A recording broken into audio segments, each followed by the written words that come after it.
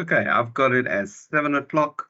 I've already kicked off the recording, so please do note that everything is recorded tonight. And we will edit it and make it available on YouTube later on if you want to distribute it. Just for anybody who's joined later on, I just keep on posting that. Sorry if I'm irritating the others that have already completed it. There's a jot form in there where you please need to just register your attendance to make sure that you are there and that we know that you are attending. Pastor Rion just sort of pointed out just now that you need to have your ACRP registration number handy. So that will be a requirement. If you're already registered, you need to provide that. Good evening to, or welcome, I should say, to our session, our first English Temple Dialogue. And I think we're starting off on a very good topic. I'm looking forward to tonight's conversation. I'm going to step slightly back. I've got an expert facilitator with us tonight. Welcome, Pastor Arnold Venter. I don't think he needs any introduction to any of you. He's going to be our special expert facilitator tonight, going through this conversation. And I think before we kick off, I'm going to do some technical introductions and get us started on the topic. I'm just going to ask Pastor Arnold to just open for us in prayer. Let's close our eyes. Heavenly Father, Lord, what a privilege and an honor for us tonight to be gathered, Father God, even though it's virtually, Father. Your word says how wonderful it is for brethren to dwell together in unity. Ask, Father, that you'll grant us the wisdom and understanding tonight. Father, as we discuss the topic about counseling, Father God, and the importance not only for pastors to do counseling, but also for them to be counseled. Ask, Father, that you'll lead us by your Holy Spirit, that you'll guide us, that you'll guide our conversation. And above all, Lord Jesus, that you'll be glorified in and through our conversations this evening, to the glory and the honor of your most precious holy name. Amen. Amen. Thank you, Pastor Arnold. Amen, amen. I'd like to welcome the rest of our panel members. So we've got Pastor Rian and Elise Barwise. They're from Zanin. Also the Director of Education, well known, I think, to a lot of people in terms of their skills in terms of counseling, although I did hear them referencing other people this evening, so I'm pretty sure they'll reach out to other people as well. Pastor Jaapie Duisel from Herberg congregation in Krugersdorp, well known to me, and I know definitely an expert in this area. Sister Talian Skoonwinkel, also very welcome and looking forward to getting your insights tonight. I just want to kick off with what the primary purpose is, why we are talking about this tonight. And it's really about equipping pastors, leaders, everyday believers with the foundational pastoral counseling insight. So just to know what it is, where does it fit, equipping you so that you can walk with people through emotional, spiritual pain. I think it is important just to mention the fact that we're doing this session in English. We are trying to make sure that we are more inclusive and available for other people to listen to this. But I do want to remind you that these sessions are recorded and we will place them on YouTube. I found out in the last month or so that YouTube automatically generates transcripts so you can get your subtitles, which does mean that once this has been transcribed, you'll be able to listen to us in English and read it in Afrikaans, and vice versa. If there is anybody listening to this that is only able to speak English, you can go and look at the Afrikaans recordings and still see the subtitles in English. We're able to watch TV shows like that, so I'm pretty sure we can watch something about the gospel as well.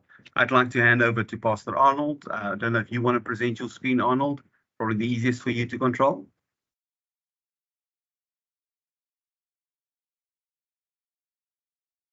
Thank you, Pastor Johnny. It would be appreciated if I can get the right to share. Oh, yeah, sure.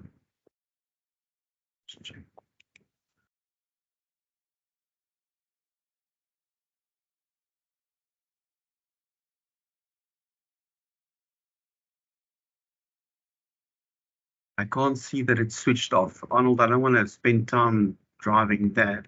No, it's not switched on.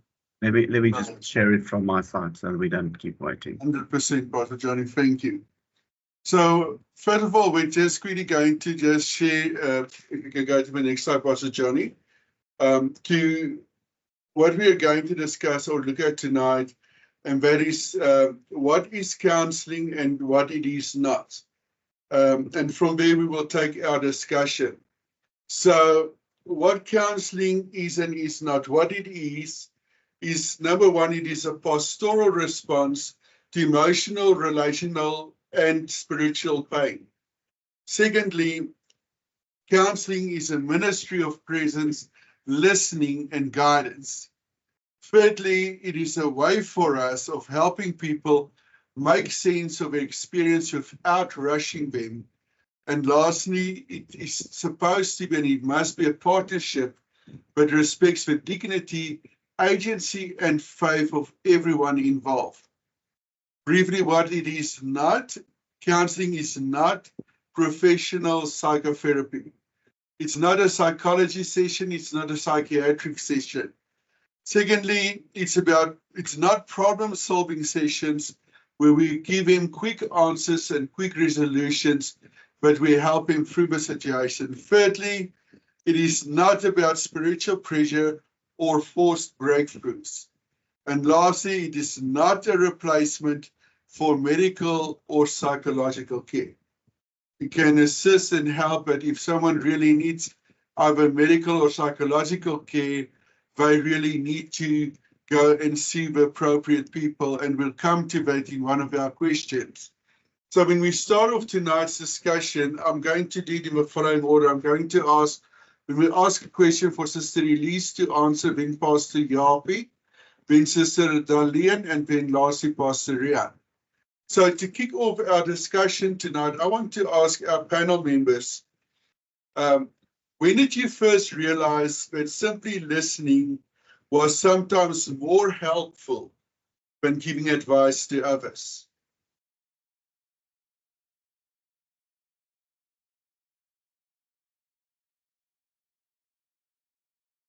Sister Elise. Well, my first, the first time that I actually realized that listening to people was when I was busy with counseling some teens, and I actually realized that my words wasn't helping any of them really, until I really actually started listening to them and hearing what they were saying, and actually listening to their hearts, because we can say a lot of words, but that doesn't mean anything. We actually need, in any counseling session, to sit down and listen to a person's heart, because through listening to their heart, you can actually be of more help to them. Pastor Japie.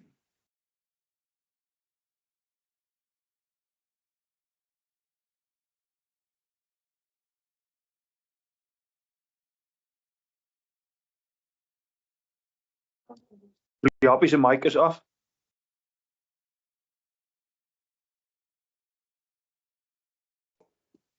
Can you hear me now? Yes, we can hear you, Yes, Pastor Japie. Thank you so much. I was just saying that I reckon that this is probably one of the first things that we realize in our marriage relationship, because sometimes when we ended up in a heated conversation, the wife and I, at some stage you realize that if you could just shut your mouth and listen to what the wife is saying, and that at the end of the day it helps a lot. Amen. Sister Darlene. I think that active listening is more helpful than giving any advice. Well, when the counselor observes, it allows the client to find their own solutions. And I think that listening is more effective. For often people do not want a solution. They want to feel seen, understood, and validated in their struggle. Amen. Pastor Rian. Your question was basically, when did you first realize that simply listening could be more helpful than giving advice? Is that correct? Yes. Okay, so it started off many years ago when we, myself and Elise, started going into the counseling sessions. And in the early heydays, we used to go to Steve Biko, to their hospital, and they presented to us their cancer patients that was already at stage 4. And then at that point, we realized as counselors, we are feeling quite helpless, to be honest with you. And when we started with counseling sessions with them, we actually realized that whatever advice you would give, it will not actually attract to their minds because they're sitting at the end of life. So to answer the question, when was listening more effective, is that at that point of time, we actually realized that the people that you're talking to has got so much emotions. And because they're working through their emotions, that if you start talking and trying to give advice, and especially in their case, I'm talking about a person that's got cancer level stage 4, giving advice on what direction can you give advice, except that you then go spiritually. And in the heydays, when we went spiritually, we became too spiritual. So I must be honest with you that there's a two-leg problem that you see with giving advice. So the first 2 sessions, we realized that you have to give time for the person to tell his story. Now, everybody's got a story. And once the person tells his story to you, then that gets him to trust you. You build a safe space. So for me, that was when I realized that by not giving advice in the first 2 sessions, is first to build that safe space, to build that trust. And later on, we gained actually much more confidence with the people speaking to us, irrespective of that the detrimental trauma that they're going through with their last days.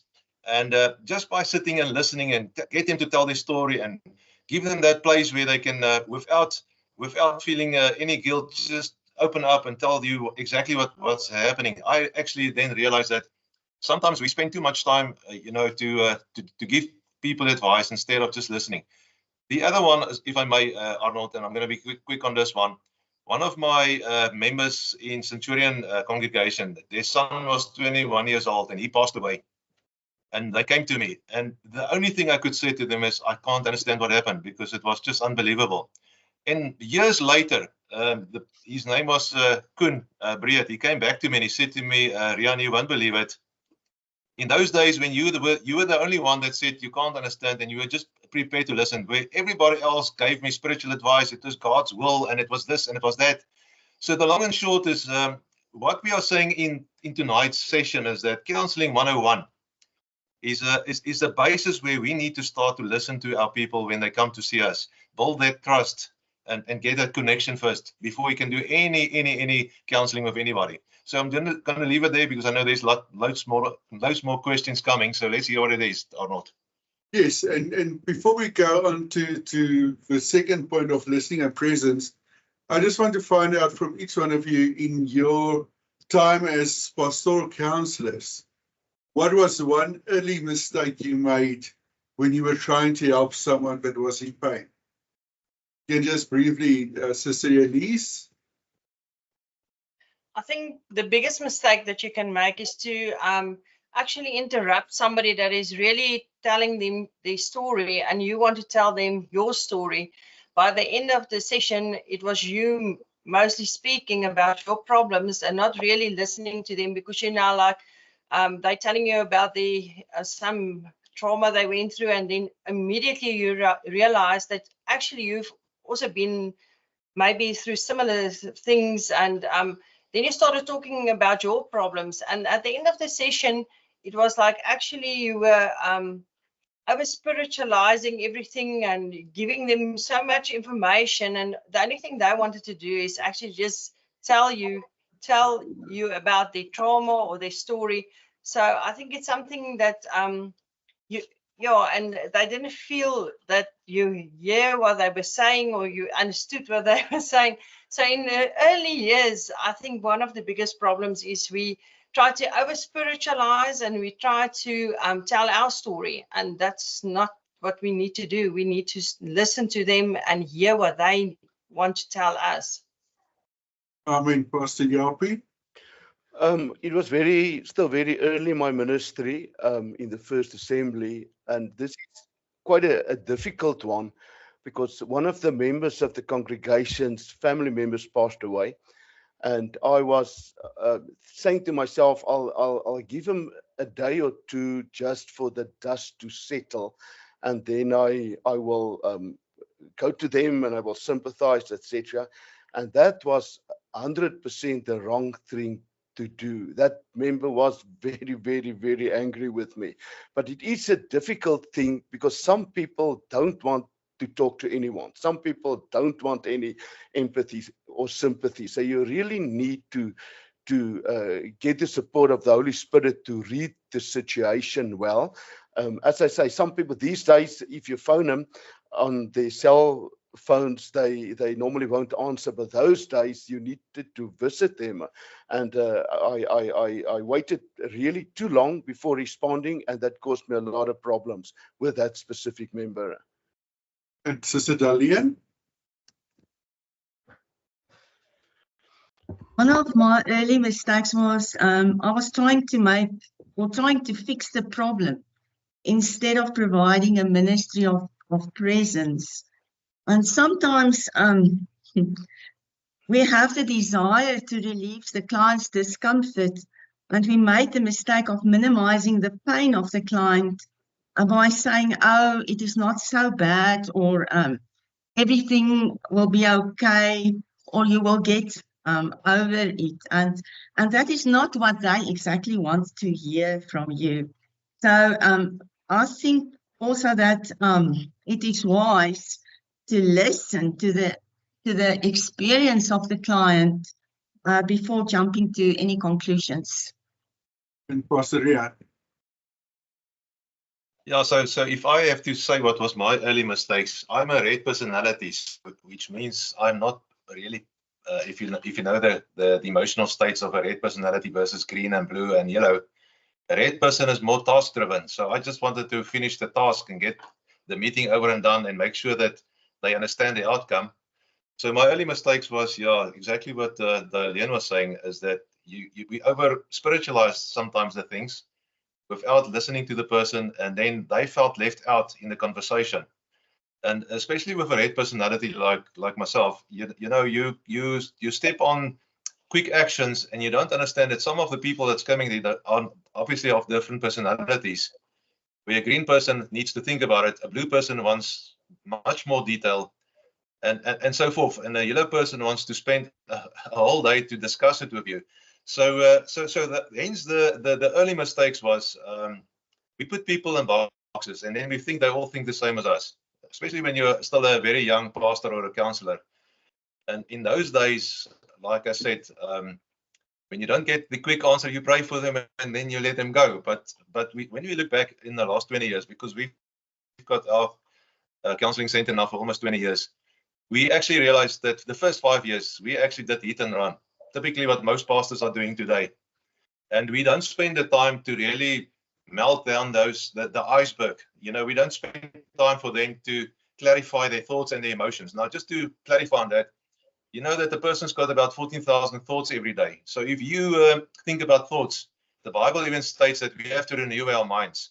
So the biggest problem is not actually the battlefield out there, but the battlefield inside their mind, that this problem is too big, you can't overcome it. And hence the reason when you start listening, it gives you that chance then to let them speak out, and they get clarity in terms of their thoughts and emotions. Because many of the people that spoke to me, and it's really the last 10 years I've seen it, the more they start to address the problem and they speak to you, they actually came back with the answer, Pastor, actually, now that I said it, it's not that bad. It's really not such a big issue. But in my mind, I overplayed it. It was like dirty washing, and it was washing, and it was just a mental drain on them. So for me, in the early days, because being red, we are more task focused than people driven, and I had to go and do a little bit of emotional intelligence to say, guys, I need to understand the people that's going to come and see me. So as pastors, you might have the same issue. So just to address the question here is, you still might have the same issue. First, try to find out a little bit on their background without asking too many questions. Spend at least 2 sessions listening, and also having a space of silence, because I don't know if you've ever seen it, when somebody just stopped for a moment and the counselor just interrupts them and then starts speaking, the person is thrown off track. But if you stop a second and you let 1 minute pass, I don't know if you've ever tried it, 1 minute pass, the person feels obliged to now tell you exactly what's wrong, because now the truth is going to come out. So therefore, hence the reason I with emotional intelligence, I actually then started to realize that we need to spend the time to give people the time to say their things, and that also build that confidence in that safe space that we create as a counselor. I'll give back the chair to you, Pastor Arnold. Thank you, Pastor Jan. And I thank the panel members, because my next question was actually going to be about listening and presence, which I believe most of you have fairly answered to us, of the importance of why we need to listen and why we need to give a presence for the people so that they can see and realize that we are actually there. The ministry of presence is very important in counseling as well as listening. But if you can quickly, starting with Elise, just in your briefing, minutes time, tell us, in real life, how does listening really look like? In theory, it's easy, it's quick to read and say, I need to do this or that. But in real life, what is listening really looking like in real life? Arnold, I first want to say this, that every session that you will walk into, you have to depend fully on the Holy Spirit, because you can listen, but you can't hear sometimes. And that's one of the things that a counselor really needs to focus on, is when you go into a situation, is to really listen to a person and hear what they're actually saying, to get an environment where they feel confident and feel relaxed, so that they can actually speak their heart to you. And for me, listening is one of the biggest things in counseling, because we need to hear a person's heart. You need to hear what they've been through, and without judging them, and to know that you are actually representing Jesus Christ there for them. They must know that when they walk into your office and you start with to listen to them, that you are actually being a representative of Christ. And counseling is for me, and listening is for me, to reflect Jesus Christ and to fully represent him. And even when Jesus was on earth, where people struggled, he went, he listened, he loved them without judgment, at the point that he actually helped them and directed them in the right direction. So if we listen with an open heart and open ear, we will be able to help them in the right direction as Jesus did. I mean, Pastor Japie? Pastor Arnold, bearing in mind, I'm working from a psychological counseling perspective. So I totally agree with Sister Elise regarding the attitude and the love, etc.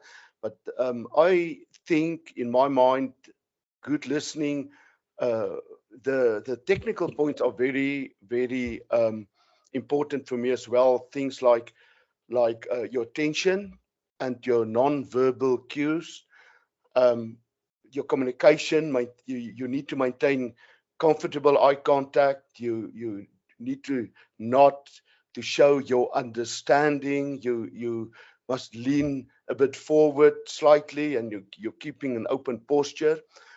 Also, comfortable eye contact. When you look the person in the face, it must not be staring. They talk about the 50-70 rule, where you hold eye contact for 50% of the time while speaking and 70% while listening. And then there is what we call building rapport, and that is to make sure you establish already in the first session a close trusting relationship with the person, often through using empathy and shared interests and effective communication. And then there's other skills like paraphrasing, which is not parroting, but paraphrasing is to say things like, so we are saying that this pressure at work, it's becoming too much to handle, like more of a summarizing, a summary of what it's saying. And then the other important thing for me as well is to reflect feelings, is to identify and state the emotion behind the client's word and tell it to this person. Then we need to ask open-ended questions to prevent the person from only answering yes and no. And And there are other technical points like clarification, summarizing, bringing together main themes, and use minimal encourages where you like prompt short, so go on, okay, yes, I understand. And silence is very, very important as well, because I'm using what they call the solution-focused brief therapy model, where we ask a lot of questions and we really need to allow silence when this person starts, the counselee starts processing what you're actually asking, and he reaches goals that he's never seen before. And then in this session, we also need to give validation to the feelings of the counselee. And as I say, I use the SFBT, where you use silence especially to help the person to process what's been discussed thus far. I mean, Sister Darlene.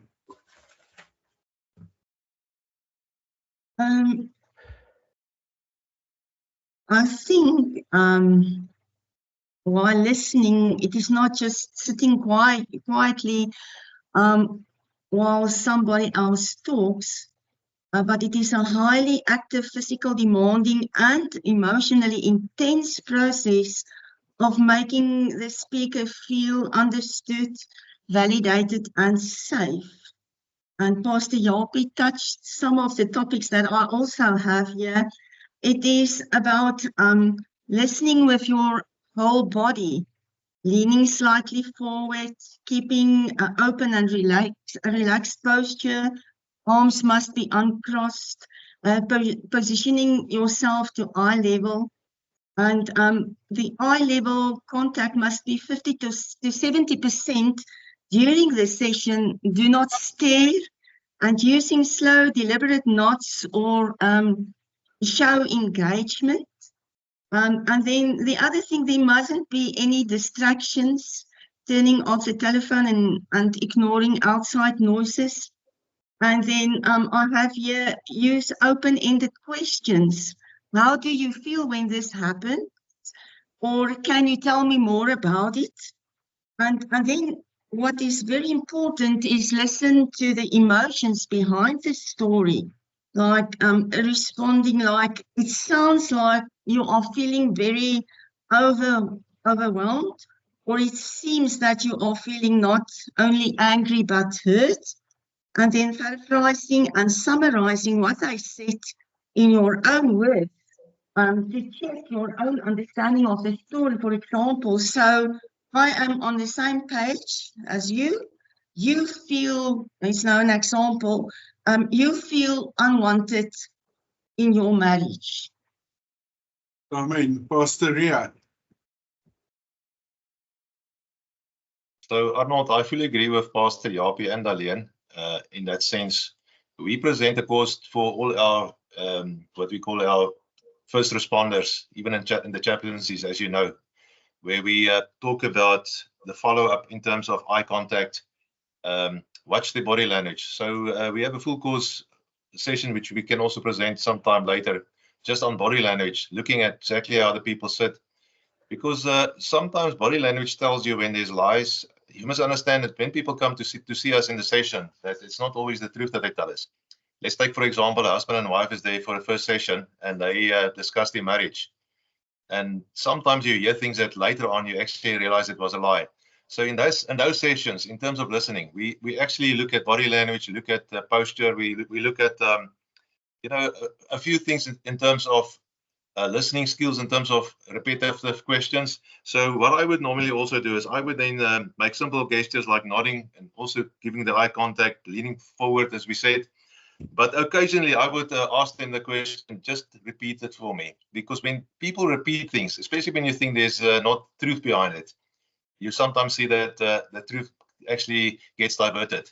And then quickly you can take it off the table and you go into a new direction. But the short and long is, how do we listen? I mean, the listening part is to, and I'm going to take it to the Bible, where it says in Colossians 3, verse 12 to 15, that compassion and gentleness and patience shape our care. We can't really listen if we don't have compassion. And I think that's where the main story is.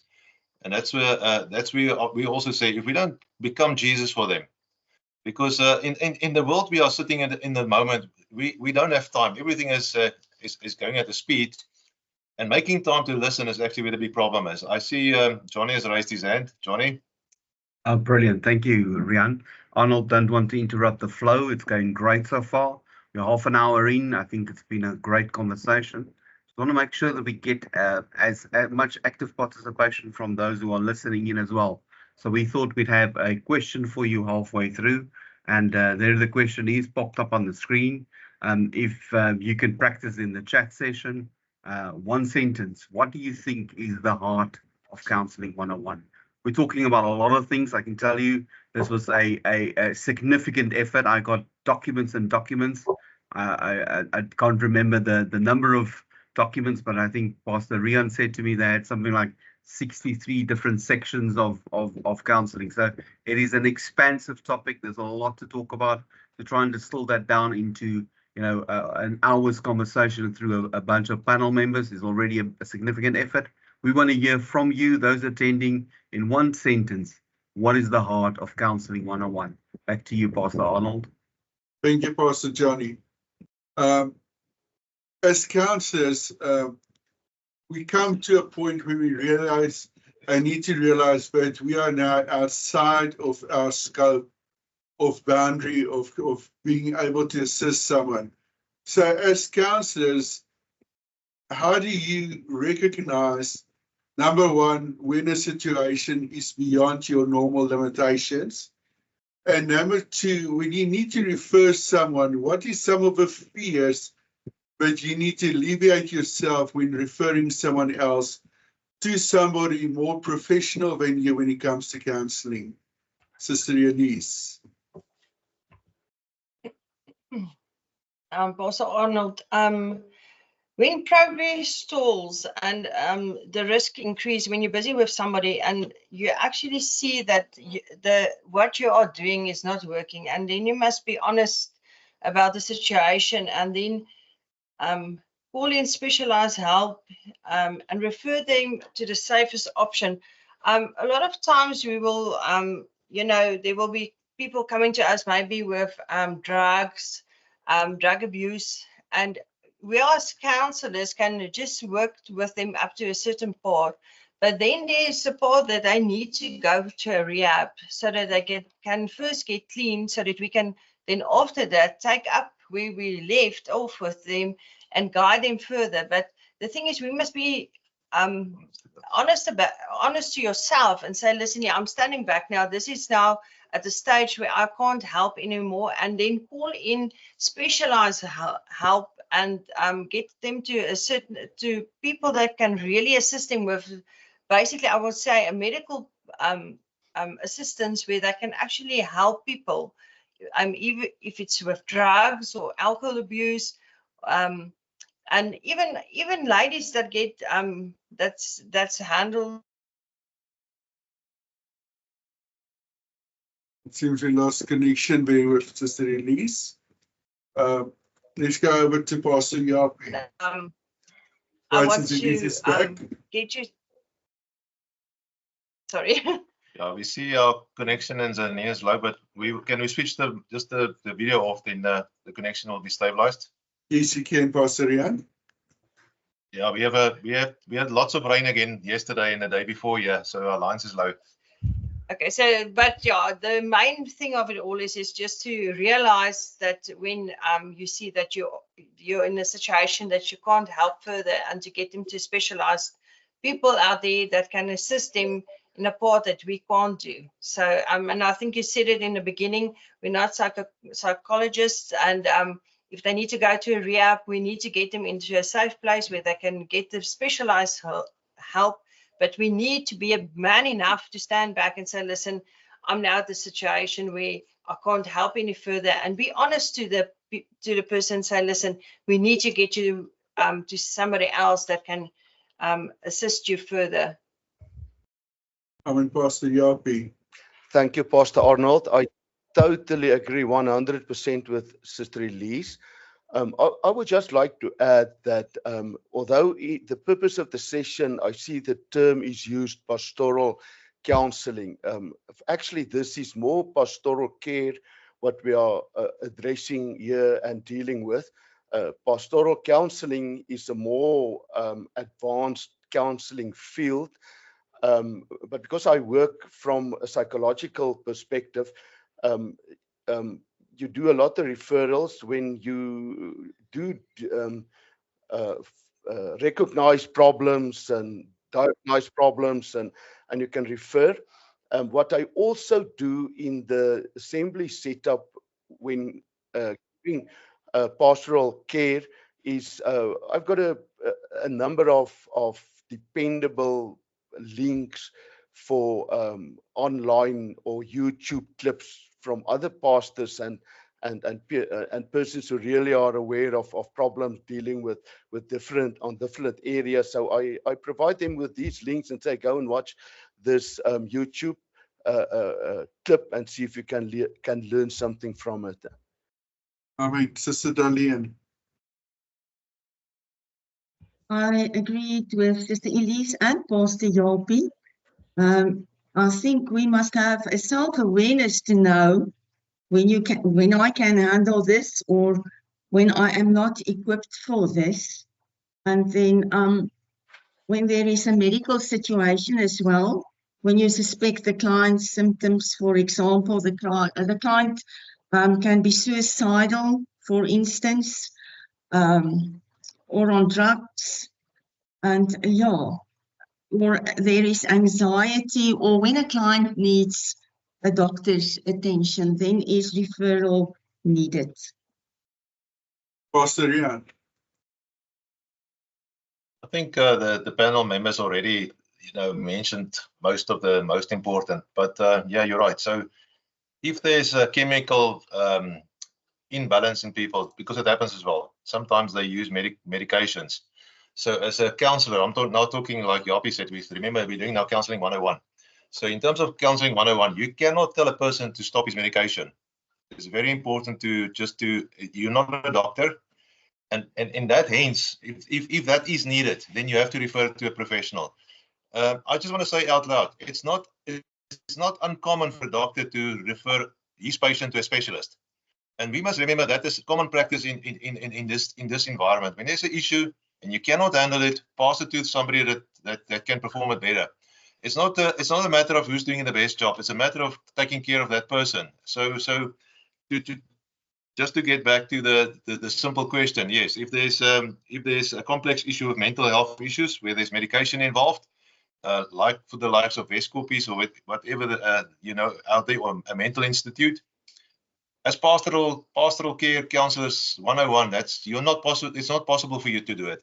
And if you're going to get yourself involved in it, you need to be under supervision, where the counselor has to be registered and there must be a registration number behind it so that the proper care can be taken. But when I talk about pastoral care at the moment, I mean, this is the reason for the session, because most of the pastors on this session, they are able to do pastoral care, the listening part. But we are just saying, remember, there is a specialist part, and don't burn yourself out and get into trouble for taking action where you're not supposed to take action. Don't give advice to a person, say, remove your medication and I will pray for you. Because if you do that and that person commits suicide, you have big problems. There's an actual fact, they will take it as the same as if you caused an accident. And there is manslaughter cases being opened against people doing it. So that's just the long and short of it. So based on your proficiency and your level of proficiency and also your registration. So we need to discuss it with the pastors here. There is definitely work that we can do as pastors in terms of counseling 101, the listening part. And most of our pastors on this group are able to do it based on the experience they've got. But we have to be clear that there is a point when you see the problem that is not in your scope of assignment. Please don't be proud and just raise your hand, speak to one of us. We've got Pastor Daisel here, we've got Darlene here, but that's not the reason for, beg pardon. So that should not be the only reason. So it's best practice to find out in your area, because remember, if I've got somebody in Zanin, it's not going to help me to speak to Pastor Daisel. So I will have to find out who is the best specialist or psychiatrist in this area, or whoever is available to refer them to, but don't work with your own. And what also is good for the counseling teams is go and meet the people around in your area. Make a point and go and meet them and tell them that you are doing pastoral care, but you will refer people, and you won't believe the trust that you get. Myself and Elisa's at the moment, Netcare Hospital and Zanina are referring their patients to us first to see if it's not a first responder issue instead of a psychiatrist issue. So be open with the people around you and go and meet them. So that's the long and short of it. I'm not going to add anything more. I don't know where we are at the moment. It was just, what was this question you asked?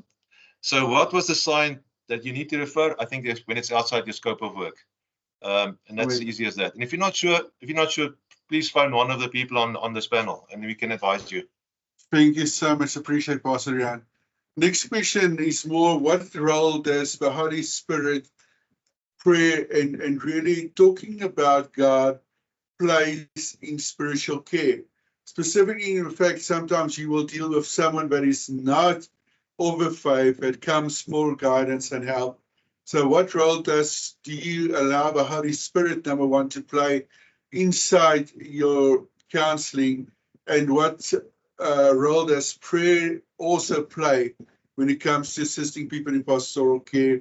And how do we make space for God, especially if we find someone that's not really 100% believing in God? Sister Elise. Pastor Arnold, out of experience, I think as soon as, okay, like I said before, going into any counseling session, I would ask the Holy Spirit to guide me. And then when you're there to give you the guidance, so when you pray for a person, is to actually get them to, it gives them, I just want to get the right word. It gives them a safe space, because then they actually feel, wow, they prayed for me now, and it calms them down. And a lot of times, sometimes people just want you to clarify their thoughts and their emotions through prayer. And I must be honest with you, in all the years that we've been doing counseling, the Lord and the Holy Spirit has really helped us to, when somebody comes and sees us, they will, like Riaan said before, not always tell the truth, but eventually going through everything, and you actually start talking to them, and the Holy Spirit helps us to show us where they were actually lying to us, and not to judge them about it, but in a way to get and to speak to them again and to say, listen, let's pray about what's going on, and it actually let them calm down, and it gives them peace at heart as well. Because I think that one thing that in all the years of experience is to know that people come to you, they know there's something wrong, and to give them basically the understanding that you're not judging them, you're listening to them, you're wanting to give them a safe space, to give them clarity about their thoughts, and when they walk out there, they must actually feel better than when they walked in there into the office. And I think prayer is definitely one of the things that we won't let a person go before we've prayed for them. And a lot of times during the prayer, the Lord will show us stuff and gives us insight of what's going on and perspective of what's going on in their lives. And then we will pray about it. And after the prayer, the person will say, wow, how did you know that? But it was only the Lord that showed us, and the Holy Spirit. And that gave them the confirmation, and that gave them the I would say the inspiration to come back and say, listen, can I come and see you again? Because this, what you've done today, has helped. And it's not about ourselves, it's about the Lord and the Holy Spirit that guided us through this. So I hope that helps with the question that you just asked. Thank you, Sister Elise. Pastor Japie. Pastor Arnold, I don't know if you remember from the Petersburg days, many years ago, we introduced a model which we called Theophostics. They afterwards changed the name internationally to Transformational Prayer Ministry, which works very, very, very effective for me. And the idea is to take someone back in prayer with the guidance of the Holy Spirit to the origin, of their problem, their presenting problem. And I've learned through experience and many sessions with you fastings that it doesn't matter what church you belong to. It doesn't matter even if you believe in God. Once you end up in a earlier memory which is actually the primary cause of the problem, and the client or the counselee experiences this, it's phenomenal for them. So even if they're not Christian people, you can even afterwards lead them to the Lord, because it is so phenomenal to see how the Lord changes them and how he took them back to the origin of the problem.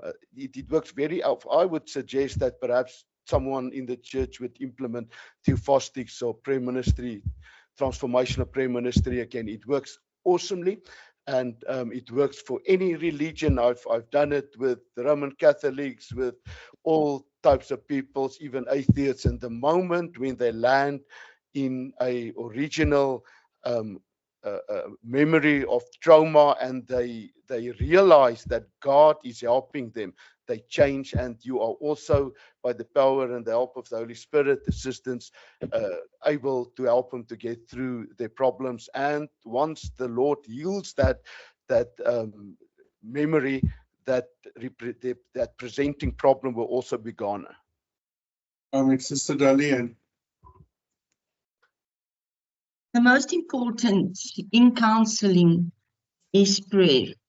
It is a powerful tool, and it requires careful discernment to ensure that it is healing. Prayer is helpful because it calms the mind and opens the heart during intense emotional distress, and it is moving focus from the immediate problems to God's strength. And when a counselor prays with a client, it deepens the connection, and it is building trust. Opening and closure with prayer can set a positive tone, and ending with prayer help to summarize the session and entrust our burdens to God. I think that we can do nothing without prayer, because God's presence should be trusted and not forced, and the Holy Spirit will lead the way. He is, and we must trust His guidance. And then we must remember that healing is consistently God's work. It is not ours. Amen. Pastor Rian. Yeah, it's such a good response. I don't know if we should answer it, but I'm going to just close it with like a verse there. You know that Psalm 34 says that God is close to the broken heart. And so let's just take one sense back. So what is the purpose of prayer? I mean, we spoke about it. Prayer gives us clarity in terms of our spiritual lives. And if we can deposit, and I'm always saying to the person that sits with us, or with the people that we surround, that God has called us to be sow-seers.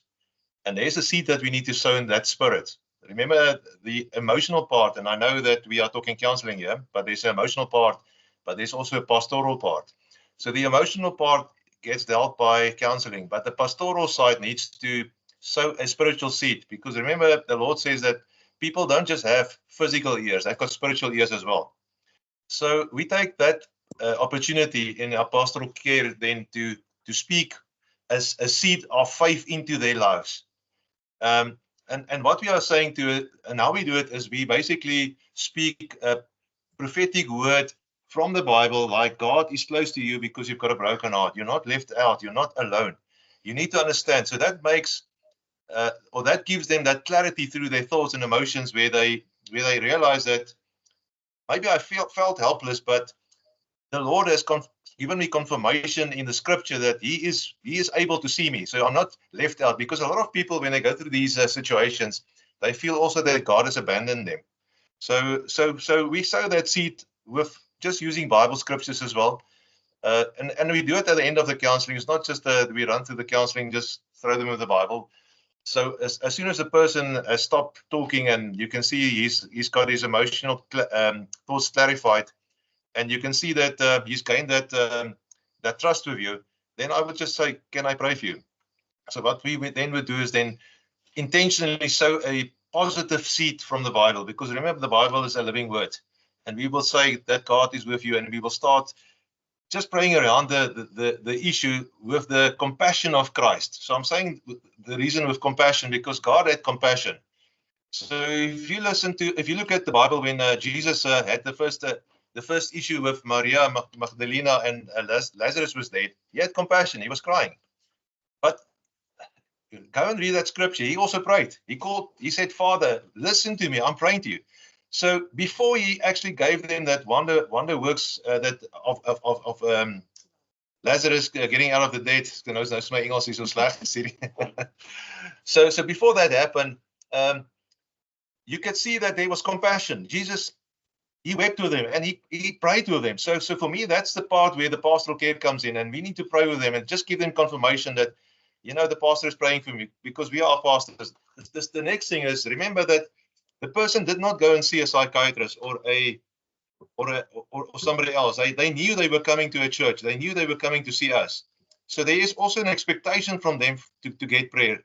So in that insight, I've taken the chance and opportunity not to try to convert them, but to give them just that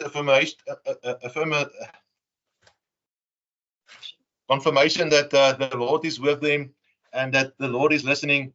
And then we read a few scriptures as well, and that is basically the core of pastoral care as well, because when somebody walks out there, they need to have hope, and the only place to get hope is by Christ. So if you look at what Jesus did with the woman that was caught out, he was very silent. So he first listened to the problem, and by his silence, the problem actually got dissolved. But he didn't just leave her there. He actually said something. He sowed a seed. He said, "Woman, I forgive you as well." So there was hope as well. So the end of the prayer needs to have a portion of hope. So looking back to what the other panel said, I think it just clarifies it. It gives hope. It gives comfort. The Holy Spirit is our comforter. We sow a seed into their hearts. We speak life over them, and that's it, Pastor Arnold. Thank you, Pastor. There's so much more to say about it, but what? Time catches up with us. An important question I want you guys to reflect on. We talked a lot and we shared a lot tonight about pastors giving care to other people. But as counselors, do you feel there's a real need for pastors also from time to either attend a counseling or debriefing session? As pastors yourself, how do you feel about pastors and the need for pastors as well to go through counseling or debriefing sessions regularly, and how regular do you think should that be, Elise?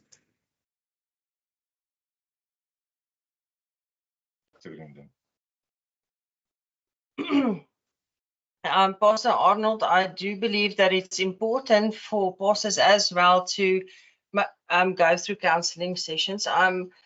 If I think about a lot of pastors will see a lot of people, and they will be carrying all those thoughts and all the cares of not just the congregation, but people that come and see them for counseling.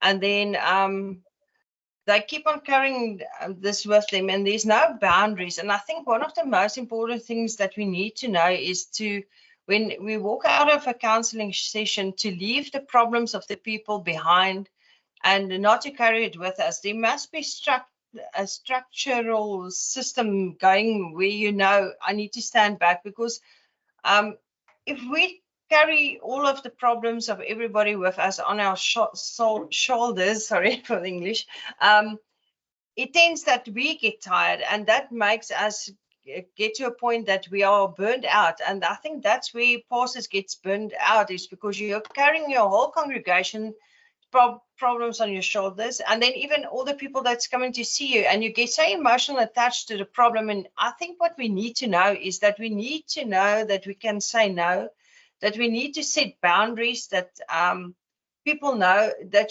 that for yourself, you know, that, you know, you can only help them to a certain stage, and you can't get involved in their problems. You're there to give them counseling, but to set boundaries for yourself. And like I said, that's where pastors get burned out. And I think where pastors need to maybe get a place that they can go to and say, listen, I feel I'm tired, and just maybe listening to them as well, and give them the space to actually say what's on their hearts too, because I think that's something that we need to look at as well, that because pastors run full time, and I mean everybody that's listening to this and are in a full-time ministry, and you that can maybe also agree that we run a race and we're running against a speed, and we look at people and we're trying to help everywhere, but sometimes we leave behind that we don't look at ourselves and at our own situations, and that causes that we fall down and that we don't pick ourselves up. So I do believe that we need to look after pastors as well and give them also proper counseling, and get them to get back up again so that they can stand full in the calling that God has called them to do, where they are in the congregations.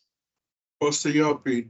Thank you, Pastor Arnold. Yes, it's definitely very necessary very often to be to attend debriefing sessions.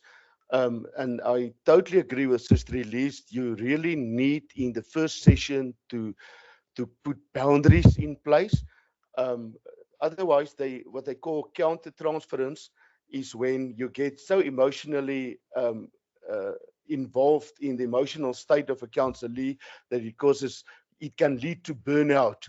And one of the first things you need to put in place is absolutely boundaries to prevent that. And you know, boundaries is a biblical principle. You know, the Bible says in Galatians 6:2, bear ye one another's burdens.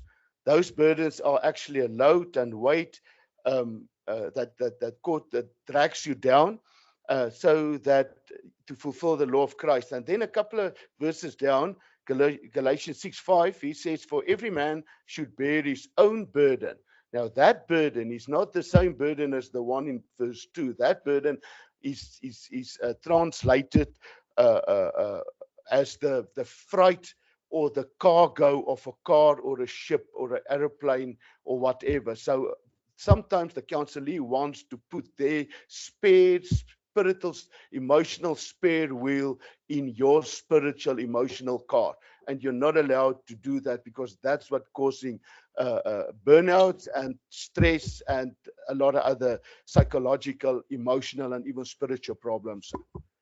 Sister Darlene. I agree totally with Sister Elise and Pastor Japie, and I cannot say anything more about that. But I think debriefing is necessary for all counselors. There must be boundaries, and we cannot carry all the burdens alone. So there must be someone, sorry for my English, there must be for counselors someone we can go and debrief. Amen. Pastor Rian. Yeah, so I fully agree with the previous three panelists. In addition to debriefing, there's also time off. So so we have in our counseling center, we have what we call we've got a proper agenda where we put all the history behind us, and just to track where we've been very highly involved. And then what we've got assistants helping us. So it's important for any pastor to take time off. I know we talk about it a lot, but I know pastors are not doing it, and that's hence the reason why God gave us the Sabbath. And I'm not a Sabbath person, but I'm just saying that it doesn't have to be on a Saturday, but there needs to be time off. So it depends on your workload. So if you've got 3, 4, 5 weeks, a very rough time, it's important to take 2 days off. And if it's needed over a long extended period, it's even more better to take more time off, because burnout do happen. I can honestly say to you, there was a time we did about 70 people in a month in our counseling center here, and we got burned out. And then that's not helping nobody. And it also, as a pastor, it just drains you to such a point where you're actually not effective anymore. So from my side, I fully agree with Japie and with Darlene and Elise. But it's very important for us to understand that we need time off as well for certain tasks. And then the next thing after time off is you need to have a mentor where you can talk to. So get yourself 2 or 3 people. Doesn't have to be in your church, maybe another pastor. Especially when you do counseling, take the time to talk as well, because remember, when you clarify your thoughts and your emotions, that brings clarity in your spirit as well. So that's the long and short, and that's the reason why we pray as well, because prayer also clarify our thoughts and emotions. So that's basically from my side. Thank you, Pastor Riaan. We've come to the closing of our panel, with our time's running out. But in conclusion, I just want to ask each one of you in one sentence, if you have to tell us from your side as counselor, what is the heart of counseling from a counselor's perspective? Pastor Arnold, I would just want to say that being Jesus to somebody, just being there for them, helping them, listening to them, and love them without judgment, to a point that you can help them in the right direction. Amen. Pastor Japie. I totally agree with her. To be the perfect, or try to be the perfect shepherd, like the good shepherd was. Amen. Sister Darlene. In one sentence, it is not about fixing people, but empowers them to foster self-awareness, personal growth, and healing. Pastor Riaan. Yeah, so I'm gonna just use different words because I actually took my words now already. So I would say to create a safe space where people can see you in confidence, and when they walk out, they know that you've touched their lives and you've comforted them like Jesus did. So for me, it's about that comfort that they get from a person, to know that they can talk to you at any time, and they also know that there's boundaries, but that you are an effective listener, and that you make the time to listen, and maybe not solving the problem, but at least you can help them to clarify the emotional thoughts and their emotional thinking. So that's it for me in short, just by purely the one word, listening. Thank you, Pastor Riaan. I want to thank our panel of members, Pastor Riaan, Sister Elise, Pastor Japie, and Sister Darlene, for the time that you've put aside for our panel's discussion tonight. Pastor Johnny, back to you. Thank you, Pastor Arnold. Really appreciate the panel as well. We're going to close out with a question, and our final question is, so it should be on the screen. Let's get it. There we go. What do you wish every church leader understood about caring for people? So as you go about filling that in, you're more than welcome to type it in on the chat. I really want to thank everybody that has participated tonight. It feels to me like we are standing on the shoulders of the giants. We're learning from people who really know what it's about, and we're uncovering something that we know about ourselves as well. I really appreciate the fact that this is learning in a different direction. We've got a lot more topics coming up this year. Thankfully, there'll be more Afrikaans sessions. I want to thank especially the panel for those for who English is not their first language. Didn't hear too many Yeah, fails thank you, there. Pastor Johnny. I think they did really well. They really kept it going. It was really great. And thank you. Thank you for being available. Thank you for being eager to share. I really appreciate it. I'm going to ask you to just close your eyes, and I'm going to thank in prayer. Thank you, Lord Jesus, for the opportunity that we had tonight to be together, to learn from one another, to learn from the wisdom that has already come before us. I ask that you will work in every one of the pastors, the leaders, everybody who's on this call tonight, everybody who might be listening to it afterwards on YouTube, that you will work with them so that they can also become workers in the harvest. So they can also be there to listen in a way to understand, to be there in presence, to be there ready to help where help is needed. I ask that you bless every single word that came out tonight, that you bless it in our hearts, and that we thank you for everything that we receive so that we can pass it on to others as well. We ask all of this in the name of your Son, Lord Jesus.